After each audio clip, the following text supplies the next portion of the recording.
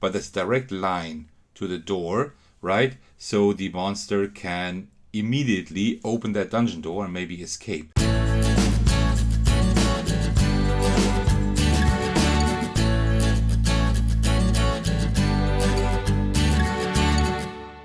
Hey everyone, there's Athekos, and today I'm bringing you a playthrough and showcase of Paperbag Dungeon. That is a game that was entered into last game's print and play contest that a group of content creators covered on the channel. I was part of that group, and the creator of this game, Paperbag Dungeon, Dustin Porta, he actually made it available on Game Crafter, so you can actually just order it without having to print it yourself and assemble it. So that is really cool, and a huge thank you to Dustin for providing all of us with a copy of the game. And as a little thank you, I thought that I would just play through the game and show you how it works. So this is a pretty cool concept. So we have, let me just open the deck case so you can see that. So it's like all like hand-drawn parts of a dungeon, double-sided, and you're trying to close off the dungeon or complete the dungeon before the monsters escape. That's pretty much the goal you have. And you see there are no rules in here as a booklet or anything because they are all on cards.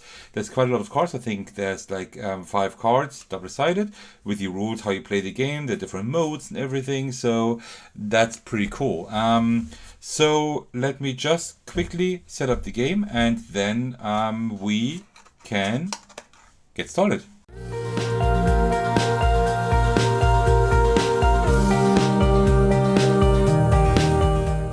Alright, and that is pretty much the setup of the game. So you see the setup is pretty minimal. So let me just, before we start, let me just read out the story that is written here. So, today's your lucky day. All those years shoveling the royal latrines have finally paid off. You've been promoted to head janitor of the palace dungeon. Now it's up to you to fix the mess left behind by the last custodian. Roll up your sleeves, rally the gnomes, and warn the goblins. You've got tunnels to dig and traps to set. But whatever you do, keep the gates shut. If a monster crashes the royal wedding, it's back to the night soil for you. So, and this is what we will be doing. So we have a little stack of cards here. These are 15 cards that we will use to complete our dungeon here. There are a lot more cards in the deck. Usually you would just have a big table or a big surface. You can play that pretty much anywhere then, and you would go through the entire deck and build the dungeon, right? But what you do is you measure your table here, and so you see how many cards can fit the table, and then you multiply that by 2.5. So I can fit about 6 cards here. Multiplied by 2.5, I'm at 15. So this is why we will play with 15 cards. We win the game if the entire deck is empty. If we have used up the entire deck and these cards here, we lose the game if before that happens this dungeon door is open and monsters escape. That's pretty much what we do. There are different modes to play the game. There is chill mode, where you don't play with monsters, you're just trying to complete the dungeon. And then we have the janitor mode. That's the one where the monsters actually do something. And then you have the warden mode, where like the different cards have different effects and do things, right? So and you can scale that up the way you want to. And then there's also hardcore mode, where you can like add 1 or 2 more difficult rules to the game. And that's pretty much it. So we will now be starting playing the game. What we do is we have our dungeon door here, and then we draw a card. And now we need to put the card here right by the dungeon, or we can also exchange it with one of our vault cards, I think they're called. And we can put that there instead. So we always place the card down the way it is, the way we draw it, right? So we always see like what cards come up next. Oh, there's already a monster there. So so I will actually take this card, and let's just extend the dungeon here. So you can see we can pretty much we can use our cards the way we want to, right? And just extend the dungeon. I would just do it like this for now. and then see what happens. All right, so let's take the next card. So this card is a little bit different. Here we have a monster, right?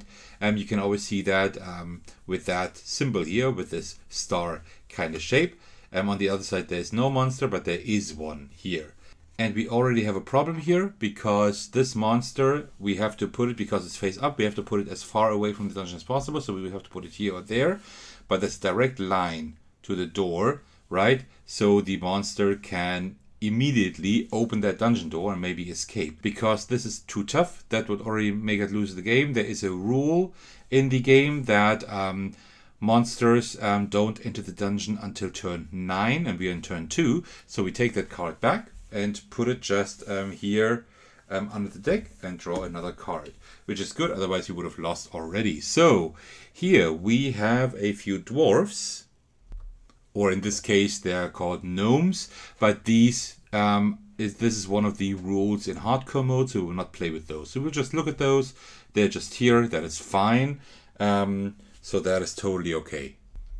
But then again, what we do see here is a gem up here, right? And that gem can be spent, so we can flip that card then, right? Then we have a monster there, or like a giant at least. We can flip that card to spend the gem, which makes us, which lets us flip another card, which is really helpful. So that is a good card to draw. So let's just put them over here. You can kind of see them, but I will pull them down a little bit like this, and then it continues down here.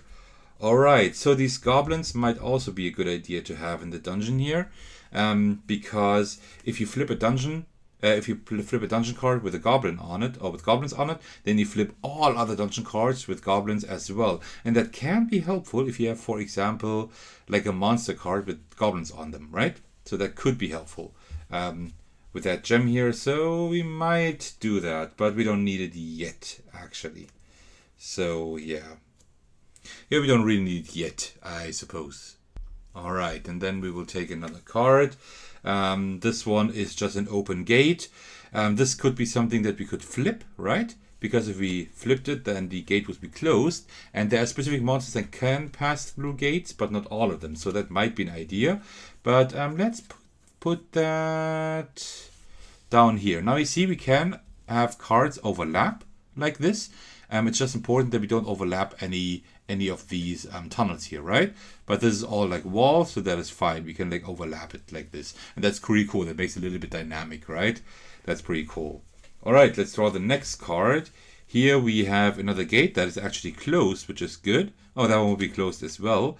So that is pretty nice. That's not really a gate, I think. I think that's just like a grate where you just can't pass through except for specific monsters. So let's put it over here. Why don't we, right? Like this. Okay, cool.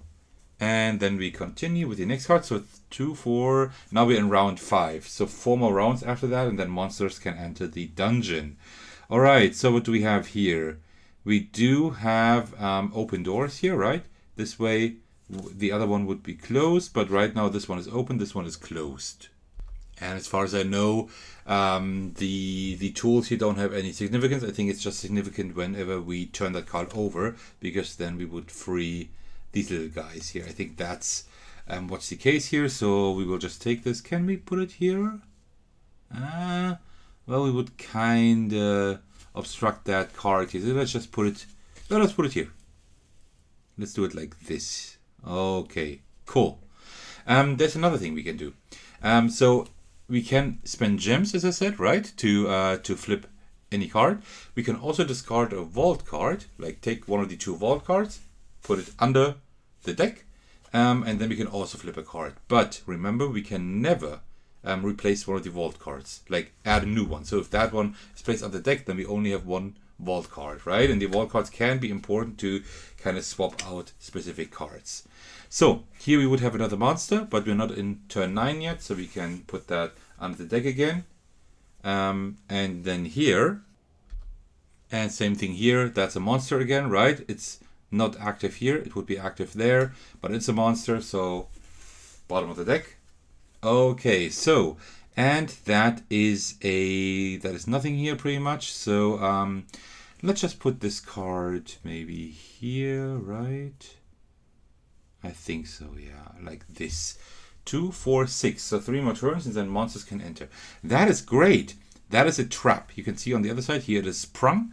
And here it is just primed. This is a trap that is not active yet, but it's primed. So this is really great because this can actually help us defeat monsters. And this is great. This is not just like any gates where monsters just can't pass through, but this actually stops the monster. So we can flip the monster card so it is inactive. That is really great. So let's see. Actually, there is a gate. There is a gate we can close, right? So maybe we should extend our dungeon down here a little bit. And down here, the monsters, we will put monsters down here if possible, right? That might be an idea. Okay, so I think we're doing okay now. The problem is here, monsters can still get in.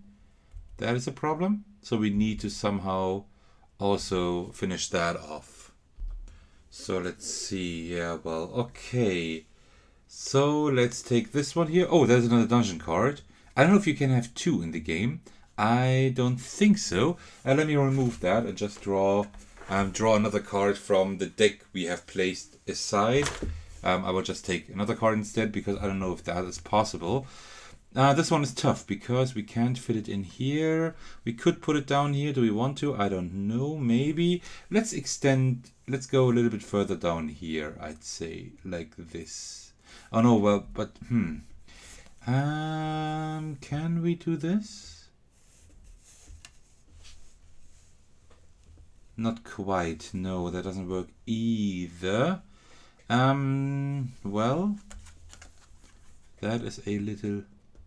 Oh, we can actually do it like this, I think. No, that's not possible either. Well, then let's just extend it down here. Like this. That's okay. Okay, and then draw the next card. So we still have 1, 2, 3, 4, 5, 6. We still have 7 cards, plus these 2 here. So let's see.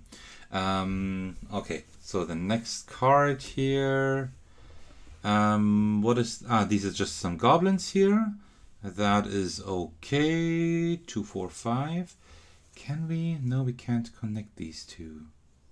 Then let me do it like this. Let me put those down here.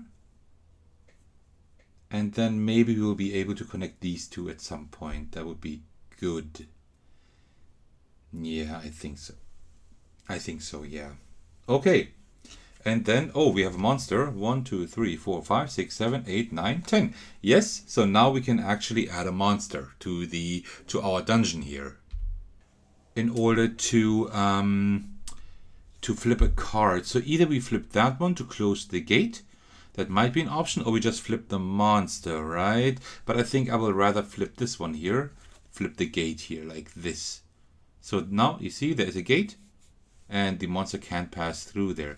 These giant doesn't count as a monster, but giants just means that we can't flip the card with any gems here, right? That would just enable us to get another gem, which would be a little bit bad. So that's all the giants do. So we still have a few cards. So let's see if we can still make it. Here we have a few goblins. They don't do anything, but a few gnomes. But we do have gems here again, which is great. So let's see what we can do. We could maybe close off this one here, but then again we have a door here now, and that would be great for any monsters, right? So let's see what we can do. Well, let's 1, 2, 3, 4, 1, 2, 3, 4, 5. That's still okay. So let's just add this card down here, and I think I will just put my vault cards. Let's put the vault cards like here, like this. Because I will not build in that direction too much, I think. Like this here. And here are the cards we draw. Great, we have another gate. And that gate we will definitely use. So, monsters, there's a trap. Here we have a gate. There we have a gate as well. I can't put this here. That is bad. I can't put it there. Well, we can't really do anything. But, well, let's put another gate here, just to be safe for another monster down here. Okay, and then, oh, we draw another monster. That's one of the ones we drew in the very beginning, and it's face up, so we need to attach it to the dungeon to the longest way to the dungeon. So we need to attach it to the one down here. You can't really see it now because it would just be too large. So what I think I will do now is I will just push all of that up just a little bit like this. Like this, I think. Then you can't see the entrance. The entrance is right there, so you can kind of see it still. And I will just attach this card here. Yeah, let's just attach it like this, and then you can see it. Okay, so this monster could pass through walls, but there is no wall it can pass through, right? There is no adjacent wall here. Otherwise, it could pass through another tunnel, because you see like the rubble here and the hammer, it swings, but it can't pass through. So we're kind of lucky here, and it also can't pass through the gate. So we're still fine, right? So the monster still can't pass through. That is fine. So let's say these monsters could now pass through. Then we would, after having placed our card, we would have to turn over the dungeon door, because it destroys the dungeon door, and then the next turn they would escape. But we are actually lucky that that is not the case. All right, so here we have another monster yet, face up. So we need to attach it to the longest route, which is this one here. So yeah, we can just put it here, and that should be okay, because it still only can go through the gate, and it can't pass through the gate. So that is fine. That is good. It could pass through the walls, it seems, but there's another gem also, right? Which is really nice. So we can actually we have a few gems now, which is really cool. All right, and this is the last card. So this is now something different. This is now a monster that we draw face down, so we need to put it to the closest where the gate is. And you see, like, we can't put it really here, so we can kind of put it here. So I think that works. We can put it here. But first, well, it could reach the dungeon door, but it's not active at the moment. So it's fine, right? Because it's not active. That's a really good thing. All right, and now we still have our two cards here. This one is fine. There's nothing. This is just an open door. Can we put it? Well, we can probably just put it anywhere. Let's just put it here. And then we have our last cards, which is a few goblins again. Let's just put them down here. And you see, our stack is empty. We were able to build all the cards into the dungeon. I didn't make any mistakes. There are a lot of little rules and everything, right? Because you have monsters, you have them face up, face down, you have grades, you have abilities, you have giants and gnomes and goblins and tools and whatever. You have like a lot of different stuff. So I hope that I didn't make any mistake, but that is pretty much how the game plays. So we could have achieved an early victory by just closing off all routes to the door, right? Just by closing off the dungeon, that we can't place any cards anymore. But you see, we still have 1, 2, and 3. So we still have 3 open tunnels here. So we weren't able to close all of them off, right? But the secondary victory is like when you place all the cards. This actually was a little bit harder game, right? Normally, if you play on a larger surface, if you don't have to record it for a YouTube channel, for example, then you play with the entire deck. And that is definitely easier because you have many more cards you can actually draw and work with, and you can have more tunnels and whatever. You can make the game harder by making just the table smaller and smaller, right? You could probably just play it in a small rectangle like this and just have like 10 cards and try it, right? So I think this was a pretty light medium challenge, so to speak. You can probably hear like a lawnmower or something like that out there, but I hope it's not too loud. I really need a studio at some point, seriously. Like a real studio. Okay, so, and that is my playthrough of Paperbag Dungeon. So it's really nice. If you liked what you see here and you would like to play it yourself, you can order it on GameCrafter. I will link to the page in the description of this video as usual. There are a few rules to get through, but there is also a playthrough, like an explanation video by Dustin Porta himself, where he explains how the game works. So that is not bad either. So you can also watch that in case you need a little bit of help. right? Just put Paperbag Dungeon in the YouTube search, and then you can find the video. And also, there are a few more videos on YouTube for the game, and I want to highlight one. That is the video that was made for the print and play contest last year, where this game originated from. And my colleague McLaughlin made a video on that. I will link to that video in the description of this video here as well. So why don't you go and check it out if you haven't seen it yet, because that's pretty much what made Dustin Porta give us content creators a copy of the game. So I highly suggest you check that out as well. I will put a link to that in the description. And that concludes my playthrough of Paperbag Dungeon. I hope you enjoyed this video. If you did, why don't you let me know by just posting a comment in the comment section. I just love interacting with you, and I've been seeing that my videos do get more and more comments, which is just wonderful. So it's great to have that interaction with you. And if this is the first of my videos you're watching, why don't you head over to my channel? There are lots more videos there that you might enjoy. And apart from that, thank you so much for watching, and I will see you very soon, most likely in the very next video. Alright, take care everyone, and cheers.